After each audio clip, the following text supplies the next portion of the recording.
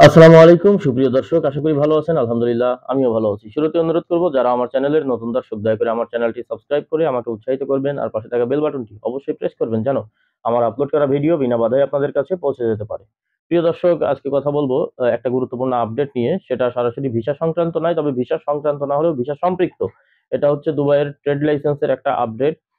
Dubai government থেকে এসেছে। প্রিয় দর্শক, আপনাদের পরিচিত যদি কেউ দুবাইয়ের লাইসেন্স হোল্ডার থেকে থাকে, যাদের লেবার আপডেট আছে এবং যেই ফোন নাম্বার দিয়ে আপডেট করা, আপনারা তাদের থেকে যোগাযোগ করে জেনে নিতে পারেন যে তাদের ফোনে একটা এসএমএস এসেছে আজকে। বাংলাদেশীদের লাইসেন্সের ক্যাটাগরি হতো নরমালি 2, ক্যাটাগরি 2 লাইসেন্স। সেটা আজকে সকল বাংলাদেশীদের সকল লাইসেন্স ক্যাটাগরি 3 তে পরিবর্তন করে দেওয়া হয়েছে। এটা দুবাই গভর্নমেন্ট থেকে করে দিয়েছে। তো এই পরিবর্তনের কারণে কি ধরনের অসুবিধা হলো সেটা নিয়েও অবশ্যই আপনাদের সাথে আলোচনা করব। তবে যাদের লাইসেন্স আগে থেকেই ক্যাটাগরি 3 ছিল তারা তো এই বিষয়ে জানেনই, তাদের তো আর পরিবর্তনের কিছু নাই। যাদের লাইসেন্স ক্যাটাগরি 2 ছিল তাদের অবশ্যই এই জিনিসের কারণে একটু ঝামেলায় পোহাইতে হবে। ক্যাটাগরি 2 থেকে ক্যাটাগরি 3 লাইসেন্সের খরচ খরচা বেশি। লাইসেন্সের খরচ বলতে এখানে নতুন করে ভিসা এপ্লাই করা, ভিসা ইস্যু করা এবং ভিসা ইস্যুকৃত ভিসাকে নবায়ন করা, ২ টার ক্ষেত্রেই খরচটা কিন্তু বেশি। প্রিয় দর্শক, এতদিন আপনারা যে রেটেই কাজ করতেন ক্যাটাগরি 2 লাইসেন্সের, এখন থেকে কিন্তু আপনাদের সেখানে প্রায় ২৩০০ থেকে ২৫০০ দিরহামের মতো একটা বাড়তি পেমেন্ট করতে হবে। ক্যাটাগরি 2 লাইসেন্সে একটা লেবার ভিসার ক্ষেত্রে লেবার ফি ১২৫০ দিরহামের মতো। আর একটা আ ক্যাটাগরি 3 লাইসেন্সে সেই লেবার ফিটা আপনাকে ৩৫০০ দিরহামের মতো আ আ পে করতে হবে। সুতরাং ২৩০০ থেকে ২৫০০ দিরহামের একটা মামলা। এখন যারা অলরেডি ভিসার কাজ শুরু করেছেন, কারো সঙ্গে চুক্তিবদ্ধ হয়েছেন, আপনাদের কিন্তু এই বাড়তি ২৩০০ থেকে ২৫০০ দিরহাম, বাড়তি ২৫০০ দিরহাম আরকি। যারা কাজ শুরু করে দিয়েছেন তাদের বাড়তি ২৫০০ দিরহাম করে পে করতে হবে। আর যাদের কাজ শুরু হয়ে গেছে বা চুক্তি করে ফেলেছেন, অলরেডি অ্যাডভান্স দিয়ে দিয়েছেন, তাদের কিন্তু কার্যক্রম যদিও এখন বন্ধ, এখন তো কাজ হচ্ছে না। কাজ শুরু হলেই কিন্তু আপনাদের কার্যক্রম এগিয়ে নিতে হলে আপনাদেরকে আরো ২৫০০ দিরহাম করে বাড়তি দিতে হবে। সেটা ইনসাইড ভিসার ক্ষেত্রে হোক, আউটসাইড ভিসার ক্ষেত্রে হোক এবং নবায়নের ক্ষেত্রে হোক। ভিসা রিনিউ করতে গেলেও এতদিন যে রিনিউ ফিটা ছিল তার সাথে আরো এখন থেকে ২৩০০ থেকে ২৫০০ দিরহাম কিন্তু বাড়তি চলে আসবে। আর যারা নতুন করে করবেন, নতুন ভিসা যদিও বন্ধ, আগামী মাস থেকে হয়তোবা আমি গত আ একদিন আগে একটা ভিডিও দিয়েছিলাম যে সাধারণ ক্ষমা দেখেন আমার একটা একটু ইয়ে আছে, সংশোধনী আছে। সেটা হচ্ছে, আমি বলেছিলাম যাদের ভিজিট ভিসার ক্ষেত্রে ভিজিট ভিসায় ইল্লিগাল আছেন তাদেরও হবে। আসলে ভিজিট ভিসার হবে না, এটা আমি দুঃখিত।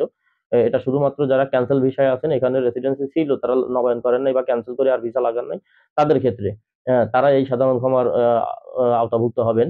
এই সাধারণ ক্ষমার আওতাভুক্ত হওয়ার পরেও যারা এখন বাংলাদেশী যারা ভিসা লাগাবেন সাধারণ ক্ষমা পেয়ে, তাদেরও কিন্তু এখন থেকে এই ২৫০০ দিরহাম বাড়তি যাবে খরচ। ঠিক আছে?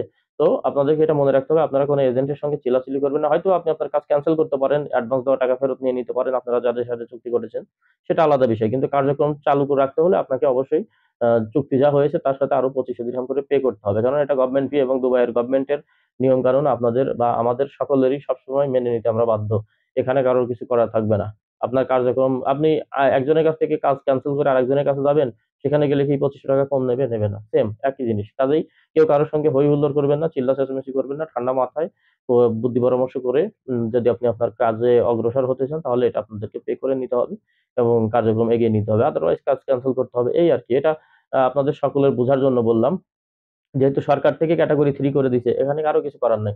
এখন আমরা যেটা বলতে পারি বা যেটা করতে পারি যে ক্যাটেগরি 3 করছে করুক, টাকা তো বেশি লাগতেছে লাগুক। বাংলাদেশিরা তো যেখানে যায়, অবাগা যেদিকে যায় সাগর শুকিয়ে যায়। এমনিই লোকগুলো টাকা ম্যানেজ করতে পারে না, এমনিই ভালোভাবে ভিসা নিতে পারে না। তার উপরে আবার ক্যাটেগরি 3 করে দিয়ে আবার এতগুলো টাকার খরচ বাড়িয়ে দিল।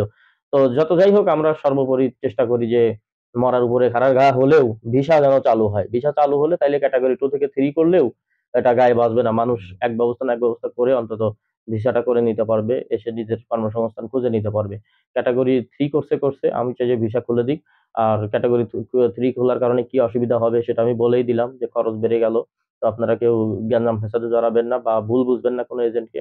সবাই কিন্তু যদি যে অলরেডি এই আপডেট পেয়ে গেছে সে কিন্তু আপনাদেরকে আমার মতো এই তথ্যটাই দেবে।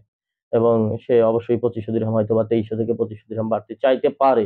হ্যাঁ, চাইতে পারে মানে সে অবশ্যই চাইবে। সে যদি সঠিকভাবে কাজ করে দিতে চায় অবশ্যই সে চাইবে। তো আশা করি সবাই বুঝতে পেরেছেন। তো এই বিষয়ে হতাশ হওয়ার কিছু নাই। এটা গভর্নমেন্ট থেকে করে দিছে। যারা লাইসেন্স হোল্ডার আছেন তাদের জন্যও বললাম যে আপনারা যে এজেন্ট থেকে বা যে টাইপিং সেন্টার থেকে আপনারা লাইসেন্স করছেন তাদেরকে ভুল বুঝবেন না। এটা গভর্নমেন্ট থেকে করা হইছে। এবং যে টাইপিং সেন্টার থেকে আপনারা কাজ করে থাকেন, যদি সেই টাইপিং সেন্টার বাংলাদেশী হয়, সেই টাইপিং সেন্টারের লাইসেন্সও ক্যাটেগরি 2 থেকে 3 হয়ে গেছে। এখানে মানে হতাশ হওয়ার কিছু নাই। সবার একই অবস্থা। তো সবাই ভালো থাকবেন, সুস্থ থাকবেন, সুন্দর থাকবেন। আসসালামু আলাইকুম।